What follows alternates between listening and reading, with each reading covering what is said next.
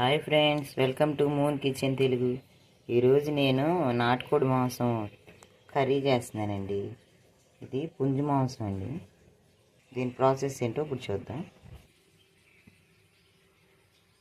మన కర్రీకి సరిపడా ఆయిల్ వేసుకొని కుక్కర్లో చేస్తున్నానండి. మామూలుగా అయినా చేసుకోవచ్చు మనం.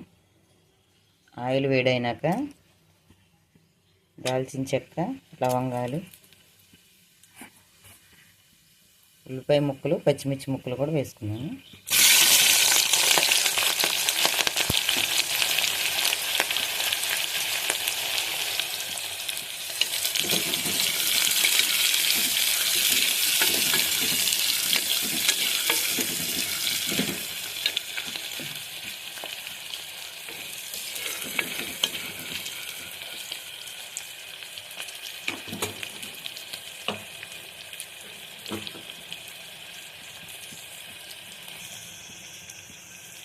ఇందులో కొద్దిగా పసుపు కూడా వేసానండి.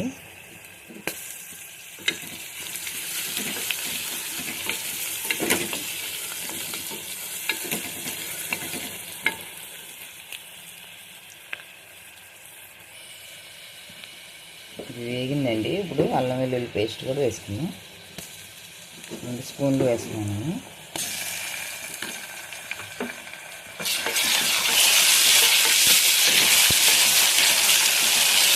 పచ్చివాసన పోయే వరకు వేస్తాను.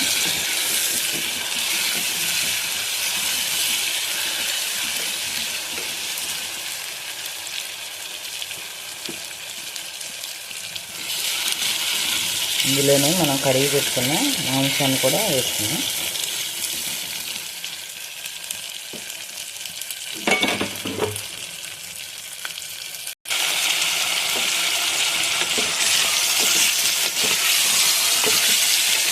వారు మొత్తం కలుపుకున్నాం.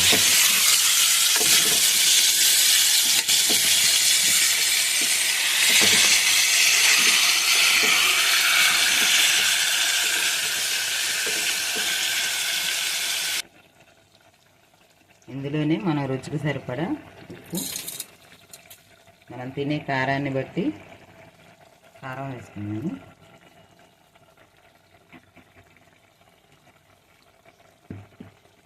మొత్తం కలుపుకున్నాం.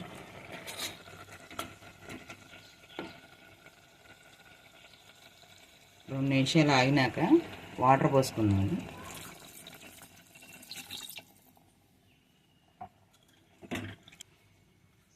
ఇది పుంజు మాంసం అండి, ఎక్కువగానే ఉడకాలి.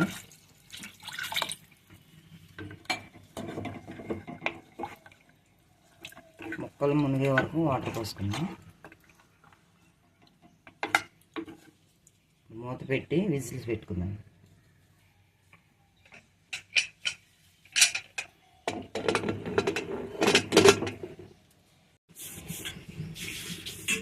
విజిల్స్ అయితే 10 వచ్చినాయండి.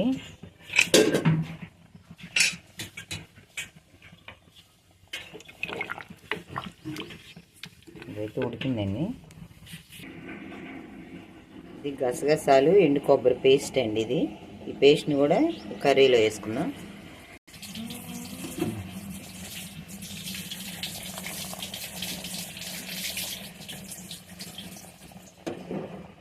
ఇందులోనే 1 స్పూను ధనియాల పొడి, కొద్దిగా గరం మసాలా, వీటన్నిటిని కలుపుకుందాం.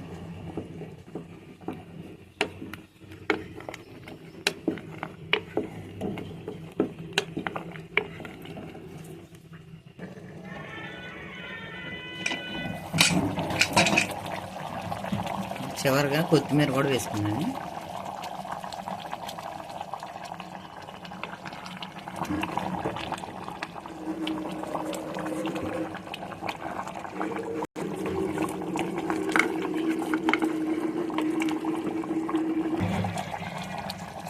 మన పీస్ ఎలా ఉందో చూద్దామండి. ఇప్పుడు